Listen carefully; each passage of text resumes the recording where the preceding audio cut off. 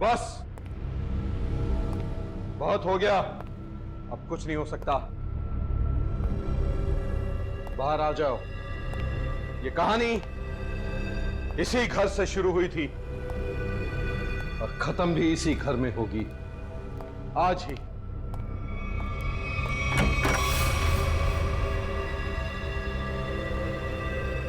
छुपने का कोई फायदा नहीं। बाहर आ जाओ। सुना तुमने?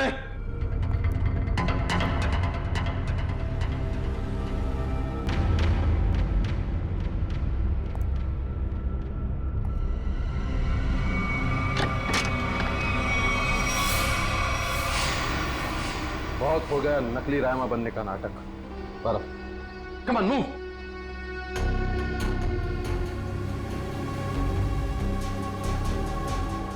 कौन हो तुम?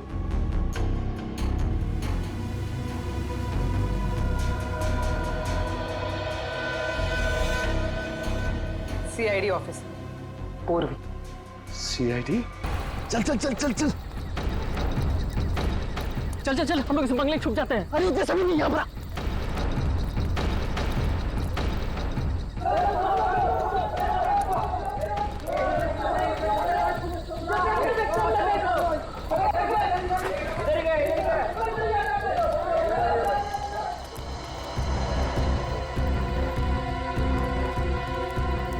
चल चल निकलते हैं यहाँ से। अरे रुक रुक रुक, हम लोग सारा सोना यहीं पे गाड़ देते हैं जमीन में। अबे तेरा दिमाग खराब हो गया है? मोहल्ले के लोगों ने हमारा चेहरा देख लिया है और अगर कल हम यहाँ दोबारा आए तो यहाँ पकड़े जाएंगे, खतरे में पड़ जाएंगे। हम लोग सोना लेकर बाहर नहीं जा सकते हैं, सारे लोग घूम रहे हैं। और तू खतरों से कब से डरने लगा? अरे खतरों से नहीं, तेरी बेवकूफियों से डर रहा हूँ। देखना एक दिन तेरी सारी बेवकूफियां हमें ले डूबेंगी, समझा? तू बेवकूफ किसे बोला? हाँ, सारा प्लान मैंने बनाया है। सारा प्लान तूने बनाया, इसका मतलब ये नहीं कि जेल भेजने का प्लान भी तू बनाएगा, समझो? जरूरी नहीं है मैं तेरा सारा बात मानूं, समझा? सोना यहीं गाड़ेंगे, यहीं। अच्छा गाड़ के दिखा। अच्छा,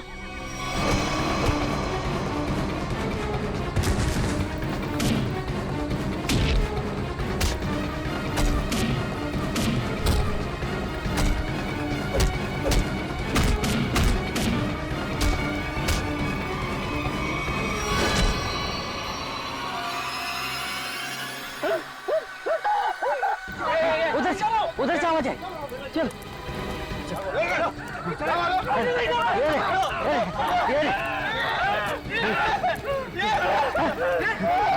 अरे ये तो कंकाल है।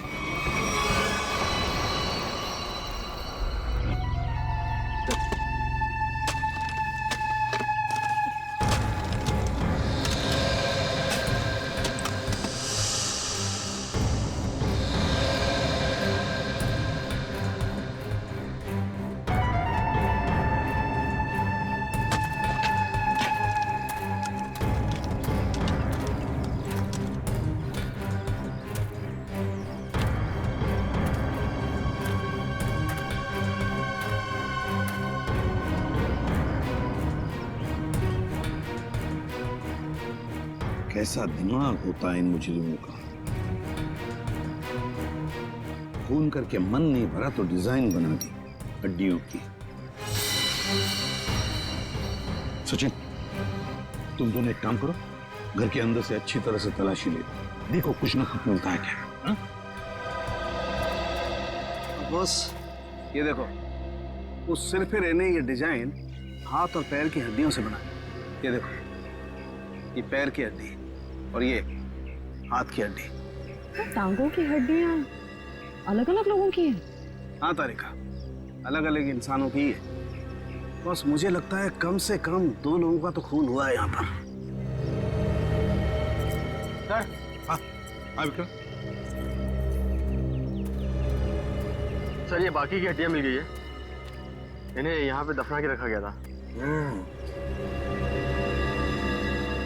एक एक हड्डी संभाल के उठाओ, हैं? एक एक हड्डी। ये देखो,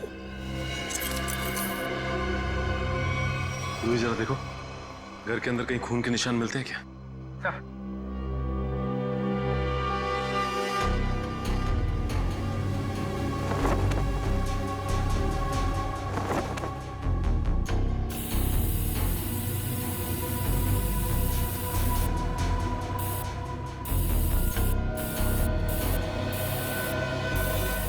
जी सर, गांव वालों का कहना है कि 1984 में इस घर के मालिक अपने पूरे परिवार के साथ ऑस्ट्रेलिया चले गए थे छुट्टी मनाने के लिए। कुछ दिनों बाद उनकी मौत की खबर आई वहां से। पूरी फैमिली समुंदर में डूब गई। अच्छा एक बात बताइए, ये इनकी मौत के बाद कोई घर का ख्याल व्याल रखने नहीं आया था? नहीं सर, दोस्तों और रिश्तेदारों को लगता था कि इस घर में कुछ आत्माएं हैं। अच्छा, आप लोगों ने यहाँ पे आत्मा देखी है क्या? जी सर, कुछ परछाइयाँ दिखती रहती हैं अक्सर। हाँ, और कुछ ऐसी भयानक सी आवाजें भी आती है सर। हाँ? कैसी कैसी भयानक सी आवाजें? सर, कभी किसी के चीखने की आवाज, कभी किसी के रोने की आवाज आती है।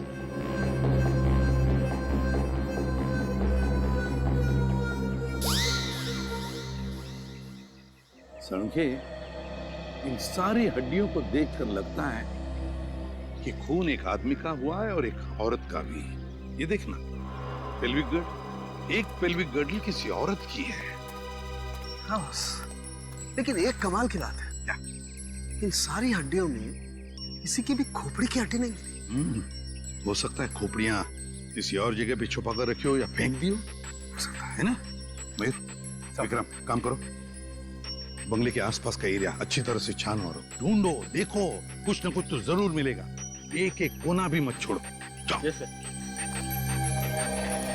ये बंगला बंद ही रहता है और आप लोग आसपास रहते हैं? जी सर। ये घर मिला था तुम लोगों को?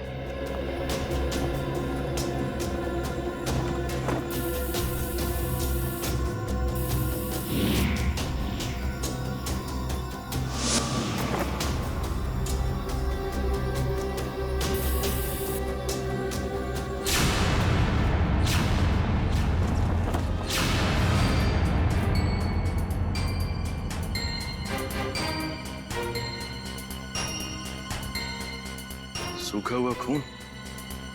सर, ये टेप रिकॉर्डर और ये प्रोजेक्टर मिला है। टेप रिकॉर्डर और प्रोजेक्टर और ये सूखा हुआ खून, इसका मतलब कोई ना कोई बहुत गहरा राज छिपा है इस बंगले के अंदर। सर,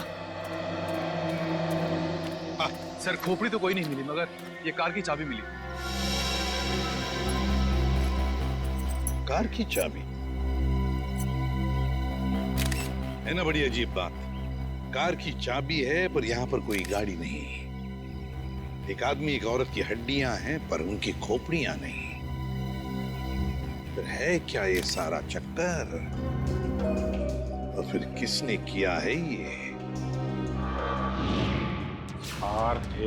RAIMA, हड्डियों से रायमा लिखा है सर। रायमा लगता है किसी लड़की का नाम है ये। सर, कहीं ये उसी लड़की का नाम तो नहीं जिसका हमें कंकाल मिला है? हो सकता है। सर, अगर वो दो चोर लुटेरे वहाँ बंगले में छुपने के लिए नहीं जाते तो हमें कहीं पता ही नहीं चलता कि वहाँ दो मुर्दे गड़े हुए हैं। और ये भी पता नहीं चलता कि वहाँ पे एक आत्मा है। न जाने कितने साल पहले ये जुर्म हुआ है। और ताज्जुब की बात यह है सर कि खूनी ने लाशों को गाड़ा नहीं, बल्कि उनकी हड्डियों से ये डिजाइन बनाया। I mean, ये नाम लिखा रायमा। यहाँ पर से हमें कुछ चीजें भी मिली है ना, वो टेप रिकॉर्डर, प्रोजेक्टर और कपड़े। इन तीनों चीजों से हमें खूनी के बारे में बहुत कुछ पता चल सकता है। ज्यादा देर खुला नहीं घूमेगा ये खूनी। सर, हमने उन सब चीजों को रिपेयर के लिए भेज दिया है। बहुत जल्द पता चल जाएगा कि हमारा शक सही था या गलत। और वो गाड़ी की चाबी जो हमें मिली थी, कीजो कार की चाबी। कीजो, अच्छा, तो फिर कीजो कार कंपनी से हमें पता चल सकता है। क्या आप हमें बता सकते हैं ये चाबी किस गाड़ी की है और ये गाड़ी आपसे खरीदी किसने? बिल्कुल बता सकते हैं। सबके इनिशियल पॉइंट में डालकर देखेंगे, फौरन पता चल जाएगा। आइए सर। एक मिनट, उससे पहले आप ग्लव्स पहन लीजिए। Thank you.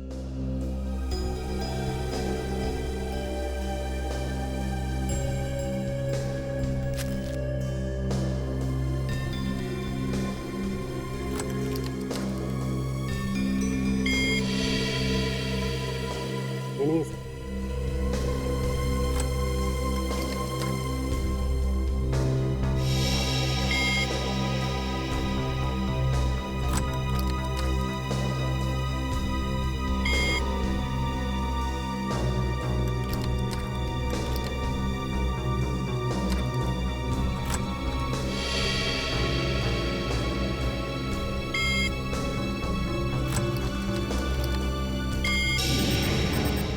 ये देखिए सर, मैच कर गई सर। ये 2009 की कीजो एफएक्स मॉडल है और हमने इसे बनवाना बंद कर दिया है। कीजो एफएक्स 2009 मॉडल। आपके किसी कस्टमर ने कोई रिक्वेस्ट की थी ऐसी चाबी की डुप्लीकेट चाबी बनवाने की? ये पता करने में तो बहुत वक्त लग जाएगा। तो ठीक है, आप पता कीजिए। तब तक हम ये पता करते हैं कि 2009 के कीजो एफएक्स मॉडल की कितनी गाड़ियां चोरी हुई थी। मिलिंद जी। जी सर। कुछ हो रहा है कि नहीं? सर मैं कोशिश तो कर रहा हूँ सर।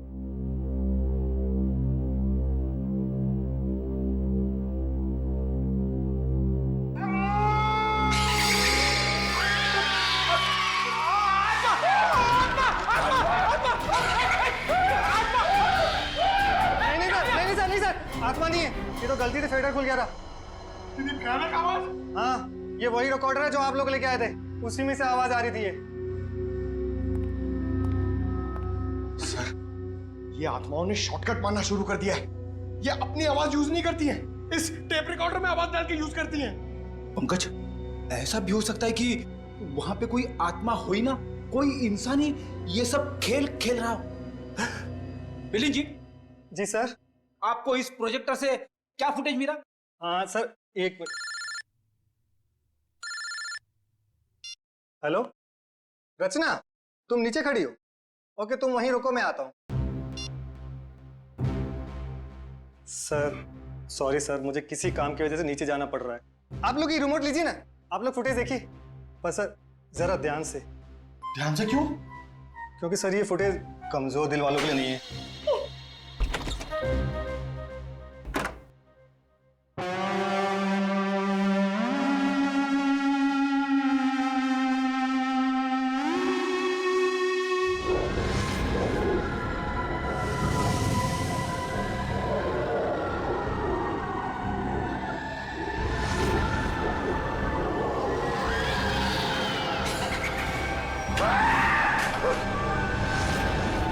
पंकज आत्मा, पंकज, बंगला नंबर 13 की आत्मा यहाँ आ गई।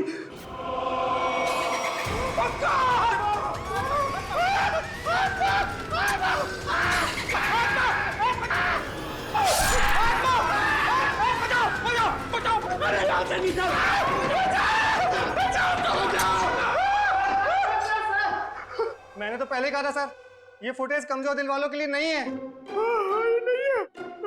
अरे आपको क्या इतनी सी फुटेज मिली थी? हाँ सर, अभी तो यही फुटेज मिली है। अरे ये क्या कम है, पता नहीं एसीपी साहब क्या कहेंगे ये फुटेज देखकर। आप उनसे ये मत कहना कि हम दोनों डर गए थे। सर मैंने तो उनको फोन करके सब कुछ बता दिया। हमारा अंदाजा सही निकला। ये खूनी इस प्रोजेक्टर के जरिए किसी को डरा रहा था, आत्मा बनकर। सर हो सकता है कि इस फुटेज का उन मुर्दों के साथ कोई लेना देना ही ना हो। I mean, लोगों में ये अफवाह फैली है कि इस बंगले में आत्मा है, तो हो सकता है कि ये पूरी फुटेज किसी ने किसी के साथ मजाक करने के लिए बनाई हो। नहीं श्रेया, नहीं, इन दोनों चीजों का जरूर एक दूसरे से कोई ना कोई संबंध है। ये डरावनी फुटेज उस खूनी के विकृत दिमाग में से ही निकली है। हाँ सर, किसी को डराने या मजाक करने के लिए कोई इतनी मेहनत नहीं करेगा। फुटेज में ये जो आत्मा है इसे प्रोफेशनल तरीके से फिल्माया गया है, स्पेशल इफेक्ट्स के साथ, जैसे फिल्मों वगैरह में होता है। और इस फुटेज को देख के लगता है सर कि खूनी को स्पेशल इफेक्ट्स का काफी ज्ञान है, या फिर हो सकता है उसने ये फुटेज किसी स्पेशल इफेक्ट्स स्टूडियो में बनवाई हो। हाँ बिल्कुल सही, ऐसा ही हो सकता है। तो शहर में जितने भी स्पेशल इफेक्ट्स के स्टूडियोज हैं, सब में जाकर के पता लगाना पड़ेगा।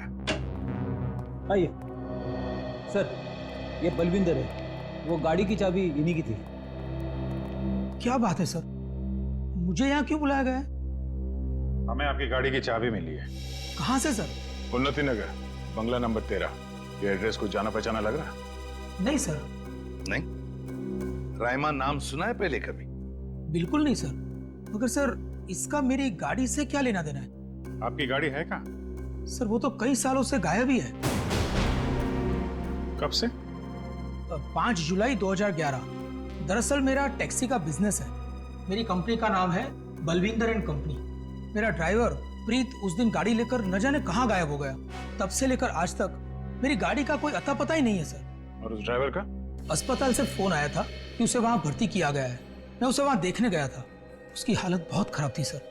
आग लगने की वजह से उसका थोड़ा शरीर जल गया था। रहता कहाँ ये तुम्हारा ड्राइवर? सर आजकल वो मानसिक चिकित्सालय में है। सर वो बहुत गहरे सदमे में है। मानसिक चिकित्सालय? कौन से हॉस्पिटल में है वो? सर पूना से 50 किलोमीटर आगे एक स्टेट मेडिकल सेंटर है, वहीं पर है। State medical centre?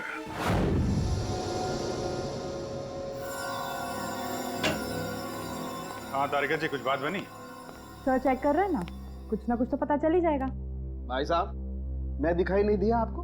दिखाई? अरे सर आप तो सपने में भी दिखाई देते हैं।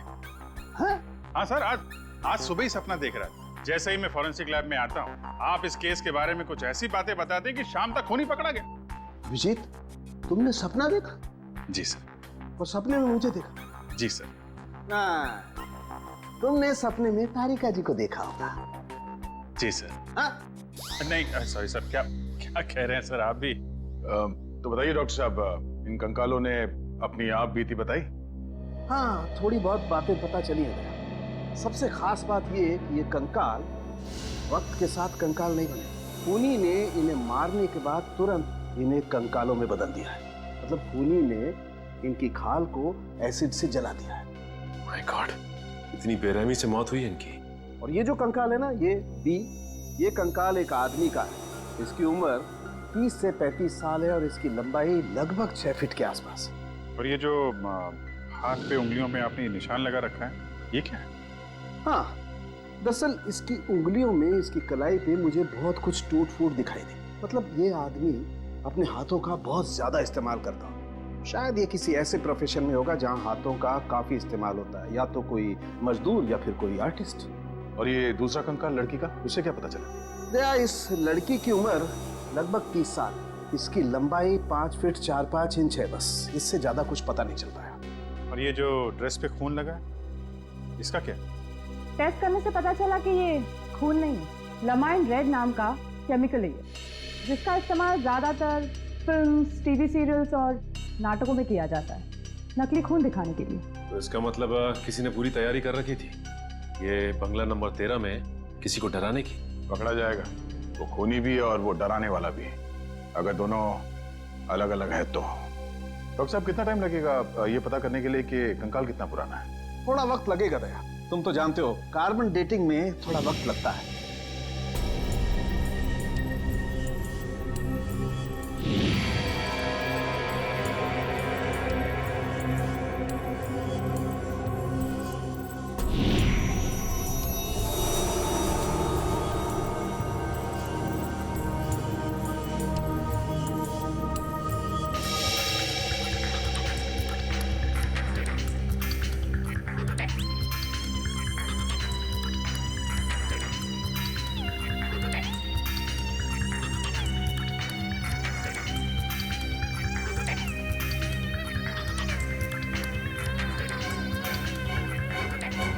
गुड, अब गणित शुरू हो गई है।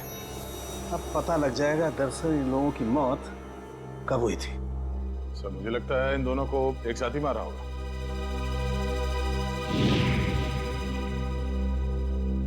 36 से 38 महीने पहले, मतलब 3 साल पहले। 2011 में मौत हुई इनकी। और उस बलविंदर की कार भी जुलाई 2011 को गायब हुई थी, बंगला नंबर 13 से। सर अब तक तो खूनी शहर छोड़ के भागा होगा, उसे ढूंढेंगे कैसे? भागने दो, कहां तक भागेगा? सीआईडी से नहीं बच सकता। Excuse me. जी, सीआईडी से। हेलो सर, मैं आप ही लोगों का इंतजार कर रहा था। अच्छा, जो फुटेज हमने भेजी थी उसके बारे में कुछ पता चला? हाँ सर, उसको चेक किया मैंने, और उसके सारे स्पेशल इफेक्ट्स हमारे स्टूडियो में ही हुए थे, लगभग 3 साल पहले। गुड। उस फिल्म का नाम क्या था? सर फिल्म का नाम था आत्मा की चीख। हाँ, और सर वो फिल्म पूरी नहीं हो पाई थी। अधूरी फिल्म की फुटेज? सर वो फिल्म तो अधूरी थी ही, साथ में हमें हमारा पूरा पैसा भी नहीं मिला। कौन से बैनर की फिल्म थी ये? प्रोडक्शन हाउस का नाम क्या था? सर वो नए लोग थे और उस प्रोडक्शन हाउस का नाम था, एक मिनट, हाँ सर, उसका नाम था magic media works. Magic media box. अब तो यही लोग बताएंगे कि इस आत्मा की चीख को लोग सुन के नहीं पाए।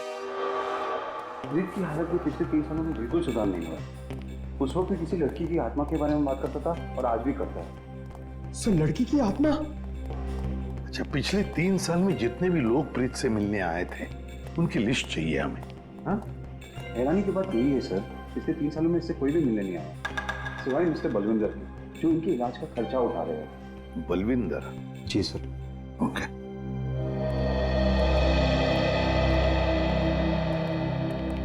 प्रीत, ये सीआईडी ऑफिसर्स है, ये तुमसे कुछ बात करना चाहते हैं। सीआईडी? ये सीआईडी क्या होता है? सीआईडी का मतलब है दोस्त। और प्रीत, दोस्त किसे कहते हैं? जो अपना सुख दुख दूसरे दोस्त के साथ बांटता है ना? और हम सब तुम्हारे दोस्त हैं, तो अब तुम हमसे तुम्हारे सुख दुख बांटोगे ना? ठीक है दोस्त। देखो प्रीत, अब मैं तुमसे कुछ कहूंगा, कुछ पूछूंगा, इन सब चीजों का बड़े शांत दिमाग से मुझे जवाब देना। याद करो, जुलाई महीना 2011, तुम उस रात बंगला नंबर 13 में गए थे 2 लोगों को लेकर। हाँ, 2011, बंगला नंबर 13। बंगला नंबर 13, क्या हुआ था वहां पर? तुम लोग मेरे दोस्त नहीं हो, तुम लोग मेरे दोस्त नहीं हो। राइमा ने भेजा है ना तुम लोग को मुझे मारने के लिए? राइमा ने भेजा है ना? नहीं, राइमा ने नहीं भेजा है।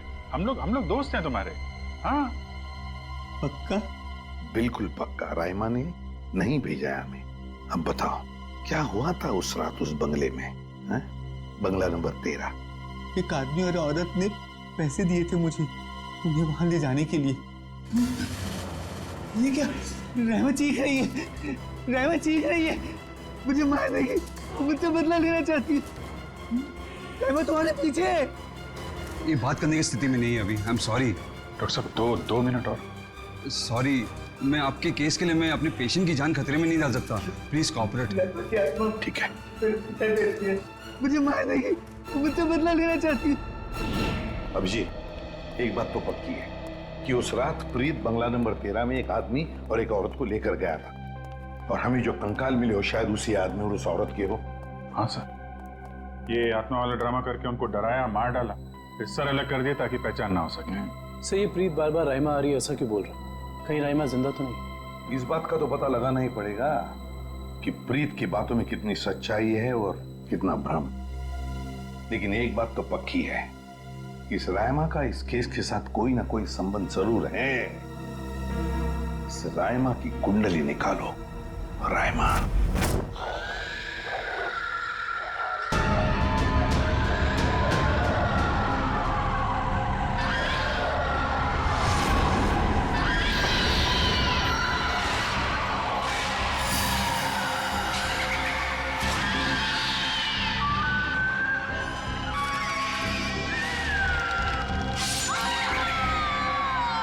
ये फुटेज आपको जिस बंगले से मिली वहां खून हुए? जी हाँ, दो खून। वैसे ये फिल्म की फुटेज आपकी है ना? जी हाँ। क्या बताऊं सर, बड़ी ही मनहूस फिल्म थी। 10 सीन ही शूट किए थे, फिर फिल्म बंद हो गई। और बंद होने के बाद इस फिल्म के सारे राइट्स मैजिक मीडिया बॉक्स के पास आ गए, if I am not wrong, है ना मिस्टर आलोक? अब इस तरह के फुटेज तो हमारे पास काफी पड़े रहते हैं। अब पता नहीं ये फुटेज उसके हाथ कैसे लग गए। मतलब आप भी मानते हैं ये फुटेज गलत हाथों में लग गए, जिसका उसने गलत फायदा उठाया और 2 खून किए? शायद कोई बाहर वाला होगा। लेकिन आपको ऐसा नहीं लगता कि कोई अंदर वाला भी हो सकता है? क्योंकि ऐसा काम करने के लिए अंदर वाले के लिए कोई आसानी ज्यादा होती है। वैसे इस फिल्म पे आप लोग क्या क्या काम कर रहे थे? सुनील राइटर था, आलोक डायरेक्टर और मृणाल कॉस्ट्यूम डिजाइनर। और आप प्रोड्यूसर, राइट? जी। आप में से कोई राइमा को जानता है? राइमा हमारे फिल्म की हीरोइन थी। सर, आप कैसे जानते हैं राइमा के बारे में? आप एक काम कीजिए मिस्टर आलोक, आप अपनी फिल्म की हीरोइन राइमा को यहाँ बुला लीजिए। वो एक्चुअली कई साल पहले रायमा एक हादसे में आग में जलकर मर गई। मर गई? अच्छा, रायमा की कोई तस्वीर या फोटो? मृणाल, फोटो ले आओ। जी सर। एक मिनट, अभी आपने कहा कि वो जल के मर गई, लेकिन कैसे? ज्यादा कुछ तो पता नहीं है, क्योंकि उसके और हमारे बीच तनाव हो गया था। और वो क्यों? वो एक्चुअली हम रायमा को अपनी फिल्म में हीरोइन लेना चाह रहे थे, पर बाद में हमने अपना इरादा बदल लिया और स्मृति को हीरोइन ले लिया और रायमा हो गई साइड एक्ट्रेस। तुम मेरी जगह ये छिपकली को हीरोइन बनाना चाहते हो? तुम्हारा दिमाग खराब हो गया है? रायमा, तमीज से बात करो। मैंने तुमसे कहा ना, अगली फिल्म में तुम्हें हीरोइन बनाऊंगा। इस फिल्म के किरदार के लिए तुमसे बेहतर स्मृति। अच्छा, तो ये बात पहले क्यों नहीं सोची जब मुझे फाइनल किया था? ये फिल्म इंडस्ट्री है राइमा, यहाँ किसकी किस्मत कब यू टर्न मार जाए कोई नहीं कह सकता। ये फिल्म मेरी किस्मत में थी, मुझे मिल गई। इंतजार करो, सिर्फ इंतजार। एक दिन तुम्हारी जिंदगी ऐसी दिशा में चली जाएगी जिसका अंत गहरी खाई में होगा, समझे तुम? क्या तुम मुझे धमकी दे रही हो? धमकी ही समझ लेना। रायमा रुको, रायमा।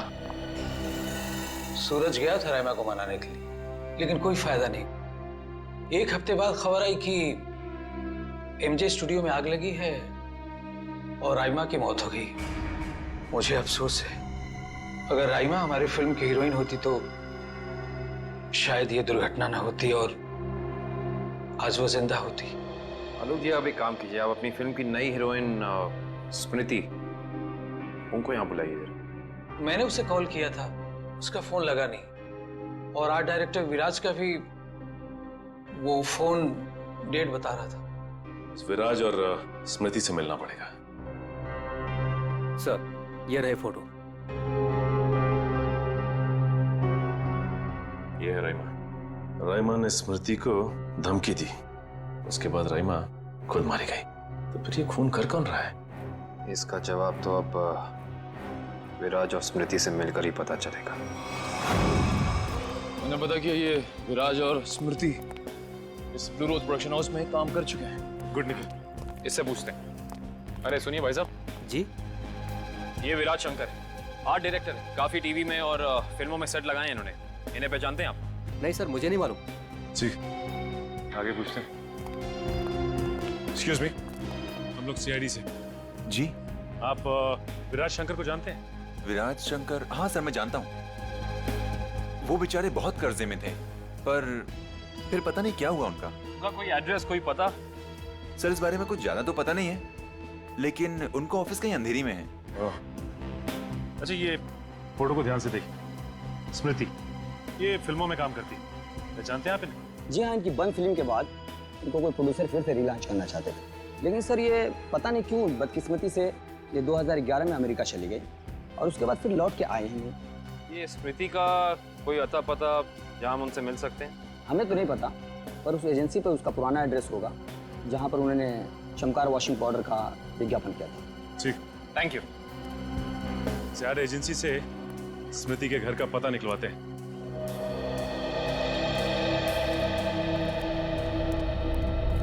पुलिस की रिपोर्ट के हिसाब से रायमा इसी एमजे स्टूडियो में जलकर मरी है। पता नहीं काबिल, लेकिन ये बात इतनी सीधी है नहीं जितनी की लग रही है। जैसा कि फाइल में लिखा हुआ है कि स्टूडियो में आग लगी रात के 2 बजे। ये रायमा स्टूडियो में 2 बजे करने क्या आई होती, जबकि यहाँ शूटिंग भी नहीं चल रही थी। सही कह रहे हो सच, लेकिन एक बात है जो मेरे दिमाग से निकल नहीं रही है, वो ये कि यहाँ रात 2 बजे आग लगी तो सुबह 5 बजे तक किसी को पता क्यों नहीं चला? और रिपोर्ट के हिसाब से यहाँ आग 5 बजे लगी। जिन पुलिस वालों ने इस केस की तहकीकात की थी उन्होंने जरूर कुछ गड़बड़ की है, तभी तो केस के 2 महीने के बाद उनका ट्रांसफर यानी कि तबादला हो गया था। हो सकता है निखिल, लेकिन उससे ज्यादा अहम बात यह है कि रिपोर्ट के हिसाब से यहाँ रायमा की एक हड्डी तक नहीं मिली। मतलब आग इतनी भयंकर थी, स्टूडियो को देख के ऐसा लगता नहीं है कि आग इतनी भयानक होगी कि चलने वाले का नामो निशान राख हो जाएगा। उससे भी अहम बात यह है कि ये स्टूडियो इस्तेमाल में नहीं था, यहाँ पे कोई शूटिंग नहीं चल रही थी, फिर रायमा यहाँ पे आई क्यों? इसका पता तो तभी चलेगा जब हम इस स्टूडियो को अच्छी तरह से छान मारेंगे। देखते हैं क्या मिलता है।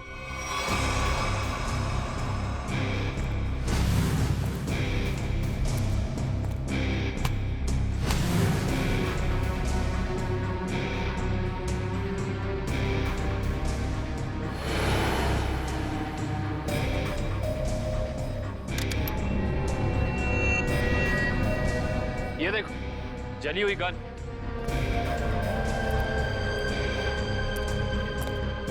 हाँ, ये तो पूरी पिघल चुकी है। पुलिस वालों ने लगता है अपना काम ठीक से किया नहीं, देखा नहीं इसे पहले।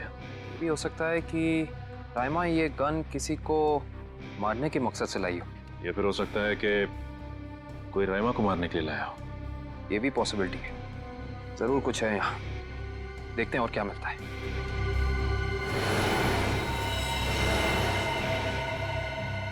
सर, कंकाल। एक मिनट, देखिए जरा संभाल संभाल। करण, शीट ला।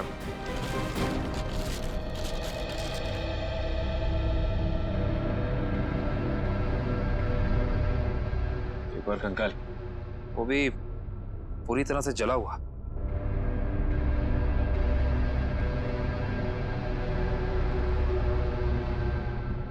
बॉस, इसकी पेल्विक गर्डल से पता लगता है कि ये कंकाल किसी लड़की का है। सर, कहीं ये कंकाल राइमा का तो नहीं है?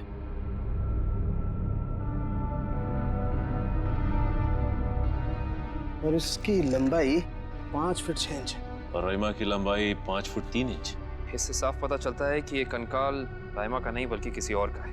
केस सुलझने की बजाय और उलझता चला जा रहा है। एक बात और, हम लोगों को यहाँ जली हुई गन जरूर मिली है, लेकिन इस लड़की की मौत गोली लगने की वजह से नहीं, इस लड़की की मौत जलने की वजह से ही हुई। देखो, ढूंढो और कुछ मिलता है क्या।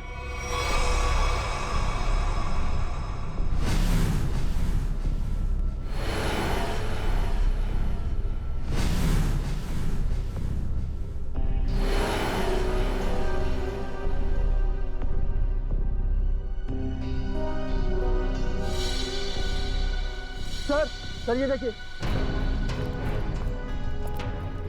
सर, बाल बाल।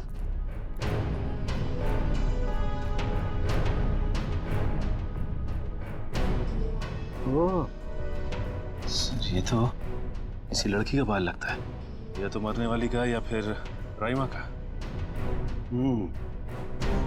ये किसका बाल है, ये तो डीएनए के बाद ही पता चलेगा। सर ये अरुण है, विराज जी के वर्कशॉप के इंचार्ज। जी, आपको कुछ बनवाना था? जी हाँ, हथकड़ी बनवानी है। हथकड़ी? मैं कुछ समझा नहीं। हाँ, अपनी बनाई हुई हथकड़ी खुद अपने हाथों में पहनेंगे तो थोड़ा दुख कम होगा। अब समझ में आया, इतने सालों के बाद ख्याल आया आपको कर्ज के रुपयों का। कर्ज के रुपए? हाँ, इसीलिए तो आप उन्हें ढूंढ रहे हैं, क्योंकि वो लोगों से लिया हुआ कर्ज वापस नहीं कर पाए। नहीं मैडम, हमारा यहाँ आने का मकसद कुछ और है। विराज को बुलाई, कहाँ है वो? ये तो कोई भी नहीं जानता। कर्जदारों से परेशान होकर आज से 3 साल पहले जुलाई 2011 में ना जाने कहाँ गायब हो गए। जुलाई 2011? सर 5 जुलाई 2011। सर मुझे लगता है कि इस विराज के भागने की वजह कर्जा नहीं कुछ और है, जिसका कुछ ना कुछ संबंध उन कंकालों के साथ जरूर है। मुझे तो लगता है उनमें से एक कंकाल विराज का है। याद है सारुण के साहब ने कहा था, आदमी वाला कंकाल किसी मजदूर या आर्टिस्ट का है जिसने जिंदगी भर अपने हाथों से बहुत काम लिया है। और हो सकता है सर शायद वो दूसरा कंकाल स्मृति का हो। ये विराज के परिवार वाले कहाँ रहते हैं? सर जहाँ तक मुझे पता है उनके परिवार में कोई और है ही नहीं। विराज अकेले ही थे? जी सर। चीज मिल जाती डीएनए सैंपल के लिए तो कंकाल वाला राज खुल जाता। ये सारी पेंटिंग उन्हीं की है ना? जी सर। देखो जरा।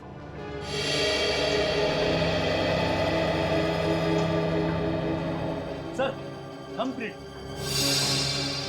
ये विराज का है? जी हाँ सर, और ये थंबप्रिंट ही नहीं, ये पूरी पेंटिंग सर ने अपनी उंगलियों से बनाई है। Finger painting? इतना तो काफी है डीएनए टेस्टिंग के लिए। आप लोग? हम लोग सीआईडी से। अच्छा अच्छा, आइए आइए, आप ही ने फोन किया था ना? जी हाँ। दरअसल बात यह है कि हम स्मृति के बारे में आपसे कुछ पूछताछ करना चाहते हैं। पूछिए ना, क्या पूछना चाहते हैं आप?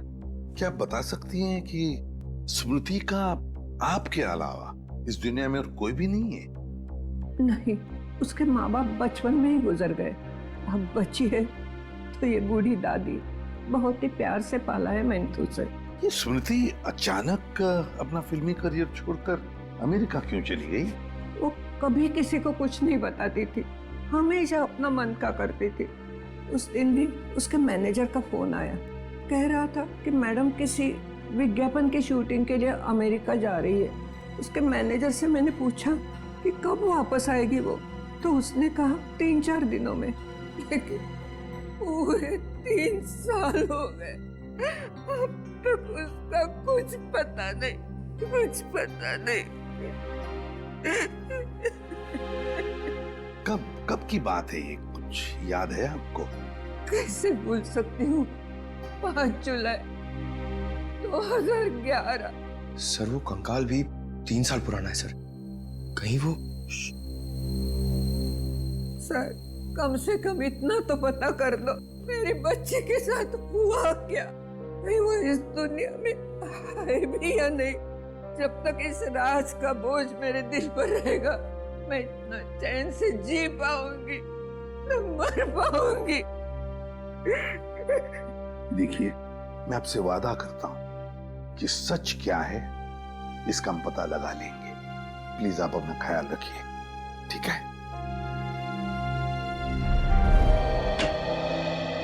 हाँ डॉक्टर साहब, डीएनए की रिपोर्ट आ गई क्या? हाँ, पेंटिंग पर जो सूखा हुआ सलाइवा मिला था, वो सलाइवा ये बताता है कि वो आदमी वाला कंकाल विराज का ही है। और हमने स्मृति की दादी का भी डीएनए टेस्ट करवाया, जिससे पक्का हो गया कि बंगलो नंबर 13 में जो कंकाल मिला था वो स्मृति का है। इसका अंदाजा तो हमें हो ही गया था। अब इस केस में हमें आगे ले जाएगा ये तीसरा कंकाल जो एमजे स्टूडियो में जला हुआ मिला था। इस कंकाल से कुछ पता चला? हाँ, इस जली हुई लड़की का कंकाल विराज के कंकाल और स्मृति के कंकाल दोनों से ज्यादा पुराना है। और ऐसा लगता है कि इस लड़की को सिगरेट पीने और तंबाकू खाने की बुरी आदत थी, क्योंकि इसके जबड़ों से हमें तंबाकू के अंश मिले। और वो बाल इसी जली हुई लड़की के हैं? नहीं, वो बाल ना तो इस जली हुई लड़की का है, ना ही स्मृति का है। सर, कहीं ये बाल रायमा का तो नहीं है? सर, इस केस की सुई घूम फिर के रायमा पर आकर अटक गई। पता लगाना पड़ेगा रायमा के साथ आखिर हुआ क्या।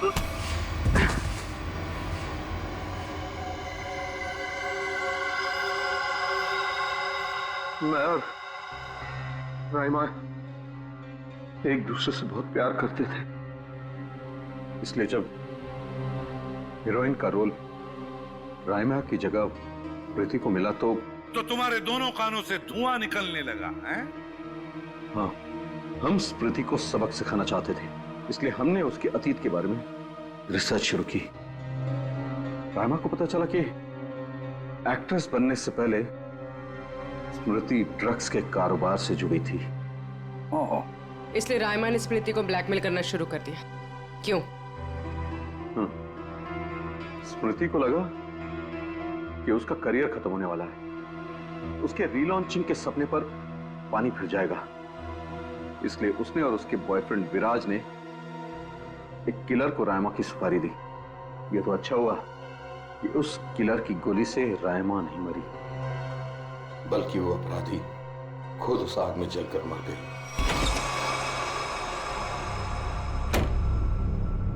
विराज, स्मृति, कहाँ हो तुम दोनों?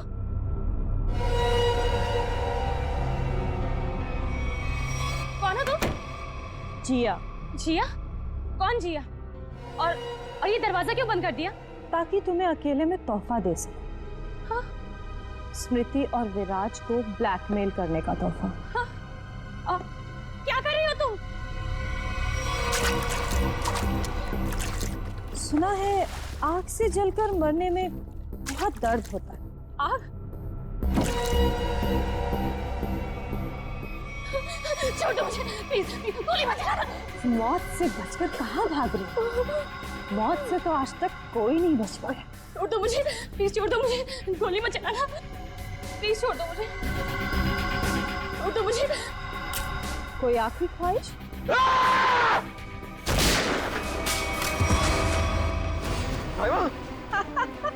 रायमा, मैं तुम्हें कुछ नहीं होने दूंगा।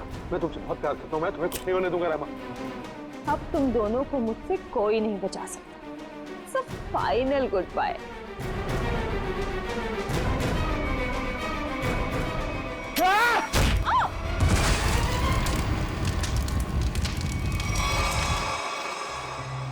और रईमा, उसका क्या हुआ? जिंदा लाश बन गई वो। तब मैंने ठान लिया, अब मेरी जिंदगी का सिर्फ एक ही मकसद होगा, स्मृति और विराज की बर्बादी। मैंने उन्हें यकीन दिला दिया कि रायमा जिंदा है, इसलिए वो लोग यहां आए, उस ड्राइवर को लेके जिसने एमजे स्टूडियो में आग लगाई थी। और फिर तुमने उन्हें डराना शुरू कर दिया, उनके दिमाग में यह भ्रम पैदा कर दिया कि यहाँ पर रायमा की आत्मा अभी भी है, जो उनसे बदला लेना चाहती है।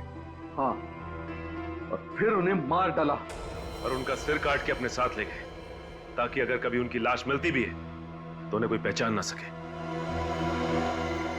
बेवकूफ हो तुम, बेवकूफ।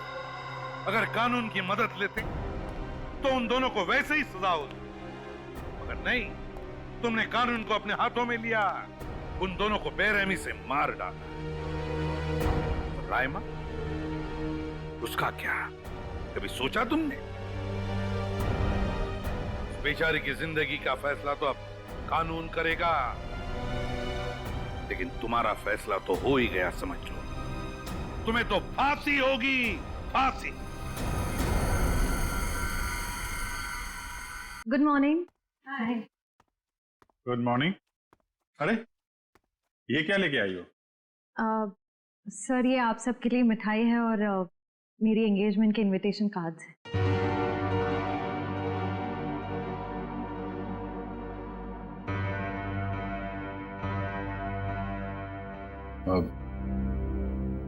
तारीख पक्की होगी?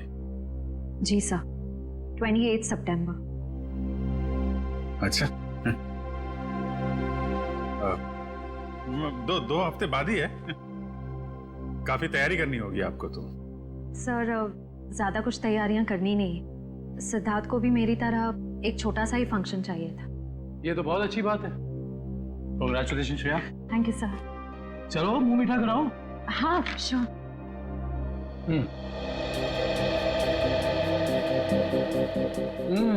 डिनर तो बहुत अच्छे हैं। ओह सर, आप लोग भी लीजिए ना। हाँ, थैंक यू सर। लो फ्रेडी, मुंह मीठा करो। रहने तो मीठा खाने का मन नहीं है मेरा। अरे फ्रेडी, एक लड्डू से कुछ नहीं होगा, लो ना। Sir please. ये हुई ना बात पूर्वी। तुम ही लो श्रेया। नहीं सर, थैंक यू, लेकिन आप सबको जरूर आना है। ये भी कोई पूछने की बात है श्रेया? हम सब जरूर आएंगे, है ना सर?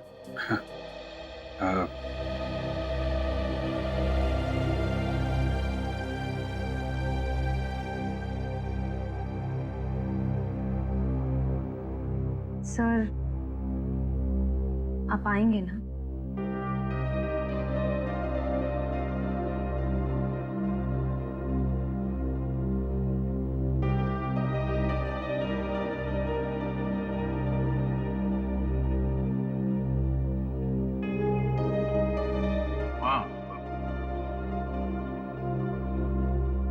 मैं जरूर आऊंगा।